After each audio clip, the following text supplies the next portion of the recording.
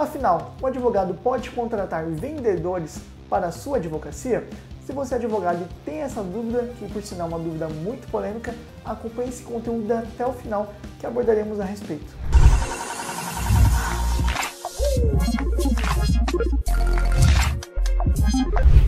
Essa é uma pergunta que gera muito debate e também muita polêmica que foi feita em nosso Instagram nessa semana. Então, se você não segue, acompanha lá contador.dv. Geralmente, diariamente ali praticamente, nós colocamos conteúdos importantíssimos para o crescimento da sua advocacia.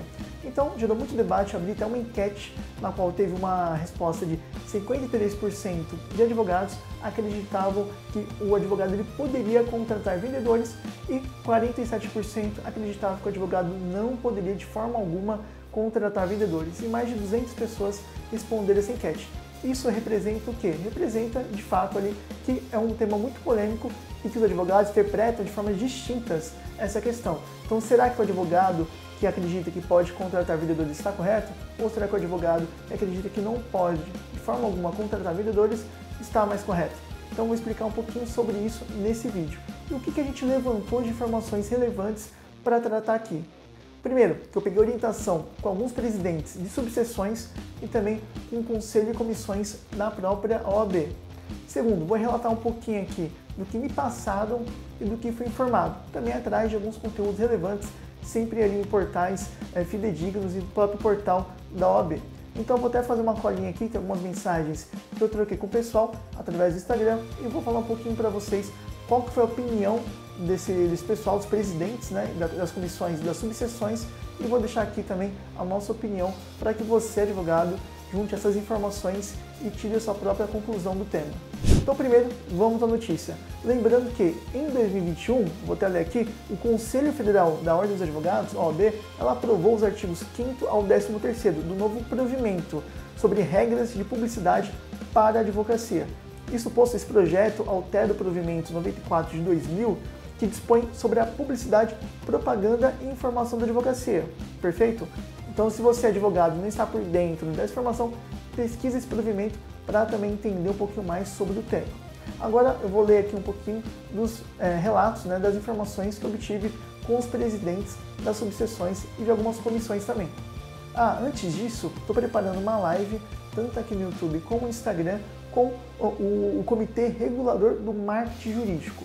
Alguns dos membros estão tentando conversar com o pessoal para realmente tirar essas e outras dúvidas referente ao tema, que é um tema muito polêmico. Então vou ler um trechinho aqui do estatuto, que foi utilizado ali como contexto, para passar aqui o que foi informado e também a minha posição sobre o assunto. Então vou ler aqui, ó.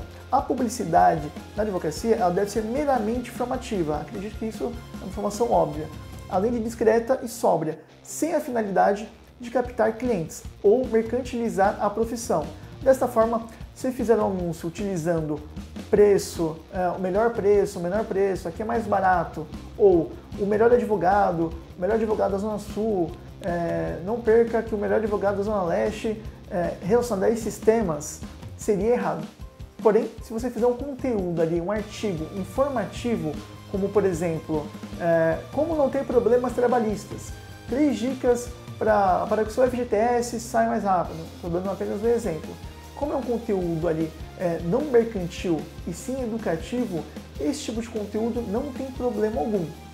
Desta forma, você poderia tranquilamente divulgar esses conteúdos através tanto do Google como das suas redes sociais. Então esse é o primeiro ponto. Agora, qual o segundo ponto e qual o meu entendimento sobre o assunto? A partir do momento que você, advogado, pode fazer campanhas no Google, campanhas no Instagram, pois não está proibido. Você pode sim fazer campanhas, conforme mencionei, porque você não pode mercantilizar, colocar a advocacia mais barata da região. Isso você não pode fazer. Mas você fazer conteúdos ali, artigos educativos, para que você ajude ali o seu futuro cliente, às vezes o cliente é de uma classe de renda baixa, ou às vezes é um empresário, ou às vezes um empresário, uma advocacia ali tributária, e você pode usar esses conteúdos em benefício do cliente.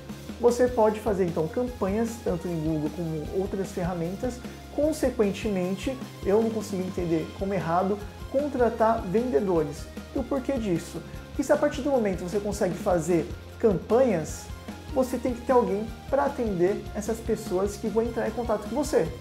E não necessariamente você é obrigado, nem no estatuto e nem outro provimento está dizendo que você é obrigado a atender esse cliente. Então, se você pode fazer campanha, consequentemente vai vir pessoas atrás de você para entender e para saber um pouquinho mais desse conteúdo e às vezes até entender o quanto que cobraria você resolver o problema dela. Deste modo, já que o mais importante ou mais complexo você está liberado para fazer, que são as campanhas, o vendedor é apenas um intermediário.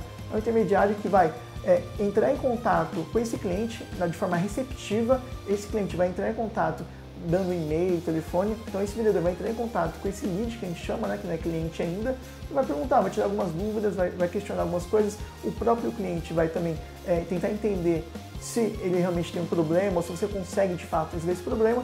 Então eu não consigo entender como proibitivo ali você contratar um vendedor. Então assim, e detalhe importante, lembrando que muitos escritórios, principalmente de porte médio e grande, já possuem vendedores. Internamente aqui nós temos mais de 350 escritórios de advocacia e pelo menos uns 8, 9 possuem vendedores. Então, como é algo que a gente não encontra de forma alguma ali um impedimento, eu posso voltar aqui futuramente com algum presidente de uma subseção ou presidente desse comitê regulador e falar uma coisa totalmente, mudar minha opinião.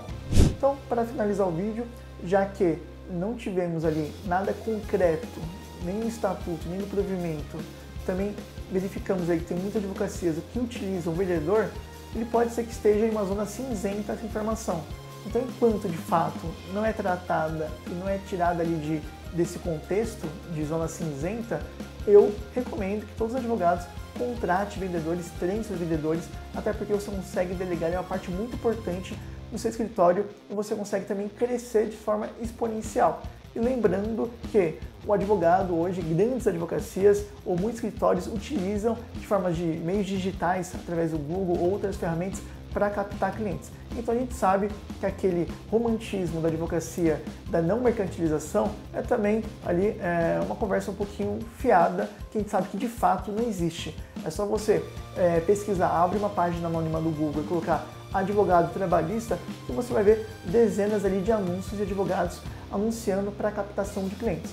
Então o que você tem que evitar é aqueles termos mercantis que eu mencionei no começo do vídeo, mas eu acredito que não há problema algum. E se você tem uma opinião divergente ou quer acrescentar alguma questão desse tema, comenta aqui embaixo. Se inscreva no canal, que é muito importante para o crescimento do nosso canal. E se você gostou do conteúdo, dá joinha, curte esse conteúdo para que ele chegue mais advogadas e mais advogados.